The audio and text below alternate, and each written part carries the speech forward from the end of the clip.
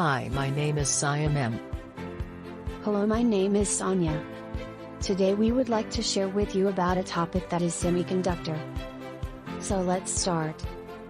In this topic you will learn 3 subtopics about semiconductor. First is explain the structure of atoms. Second is identify the classification of electron conduction material. Third is classify energy band. Who is the founder of Bohr atomic theory?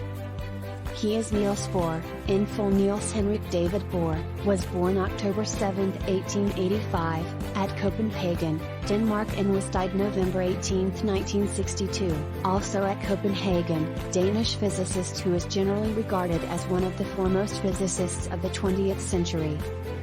He was the first to apply the quantum concept, which restricts the energy of a system to certain discrete values, to the problem of atomic and molecular structure.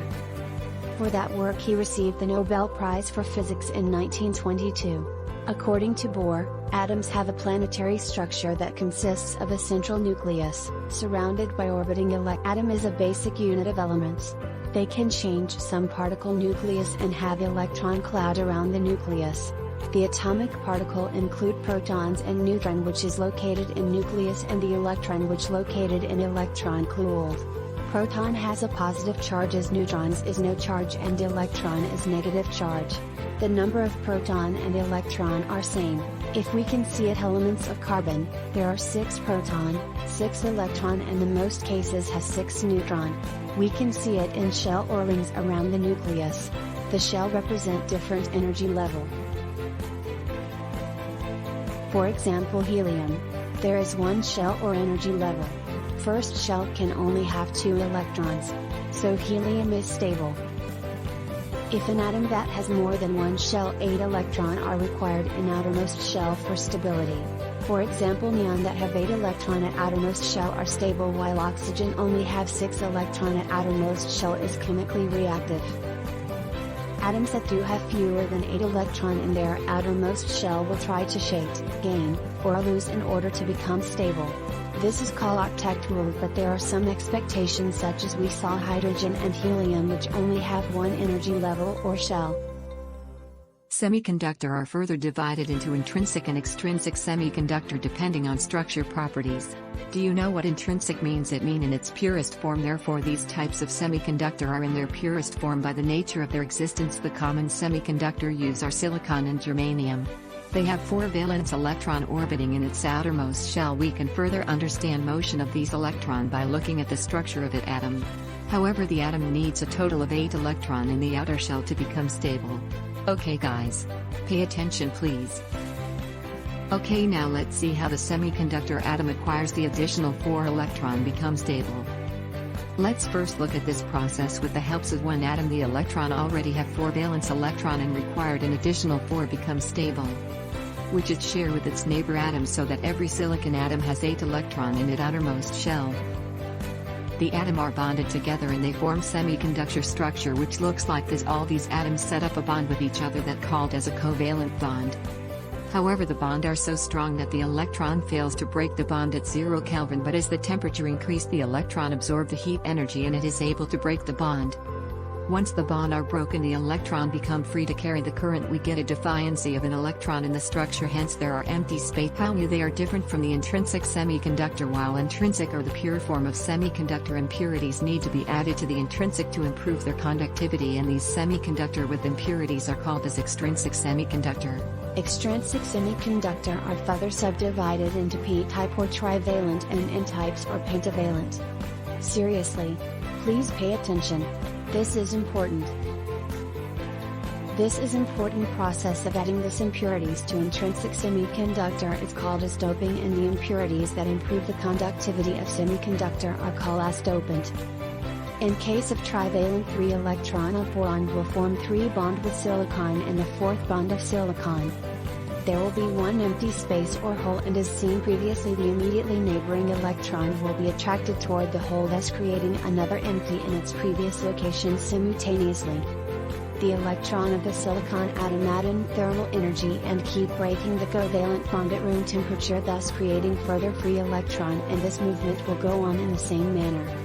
Therefore the number of hole generated in this structure dominates over the electron, hence this structure are called as a p. Next we move to second types of extrinsic semiconductor, that is the n-types or pentavalent semiconductor. In this atomic structure of the n-types of turbulent semiconductor will have 5 electron in the outermost shell, as silicon requires only 4 additional electron to attain stability. In pentavalent atom we have 1 extra electron as a valence electron.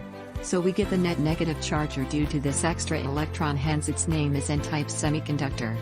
When we add pentavalent impurities to an intrinsic semiconductor, we observe that the phosphorus atom form 4 bond with 4 silicon atom, fulfilling the need of silicon, but even after that there remain 1 electron which does not form any bond and remain free in sunlight. The previous structure here we get free electron readily available for conduction.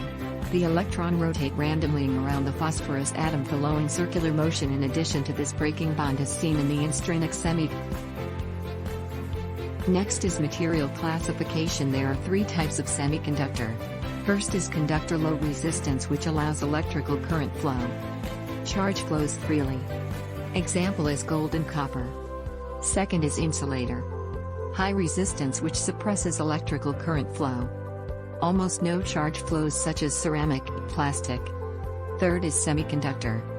Can allow or suppress electrical current flow.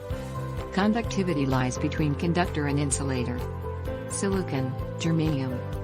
A useful way to visualize the difference between conductors, insulators and semiconductors is to plot the available energies for electrons in the materials. Atoms of crystalline solids are closely packed as in crystal lattice, so that their energy levels are closely distributed as energy bands.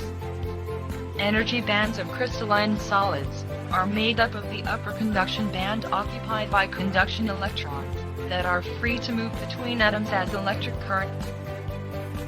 The lower valence band occupied by valence electrons that are tightly bound to their atoms and are not free to move about. In some metals, the conduction band and the valence band may overlap. Thus, the conduction band is occupied by many conduction electrons, causing these metals to become good conductors of electricity. In insulators, the conduction band and the valence band are separated by a band gap called the forbidden gap. For an insulating material, the valence band is completely filled with electrons, which are tightly bound to the atoms, but the conduction band is empty. The 2 energy bands are separated by a very wide forbidden gap. Therefore, the electrons are unable to gain enough energy to jump from the valence band to the conduction band. In semiconductor, the conduction band and the valence band are also separated by a forbidden gap. For a semiconductor material, the forbidden gap is narrower compared to the insulating material. This enables some electrons with enough energy to jump from the valence band to the conduction band easily. At very low temperatures, the semiconductor behaves like an insulator, since there is no free electron in the conduction band. At higher temperatures, electrons excited by heat energy can gain enough energy to jump from the valence band to the conduction band. When this happens, the electron leave holes in the valence band. These holes behave like positive charge carriers, and can also move freely. When a potential difference is connected across a semiconductor, the holes and electrons move in opposite directions. Thus, both charge carriers contribute to the current that flows. As temperature rises, the electric conductivity of the semiconductor increases, caused by a larger number of electrons being excited into the conduction band, leaving a larger number of holes in the valence band. Wait, we had prepared some questions as your test after watching this video. We will pass it by link.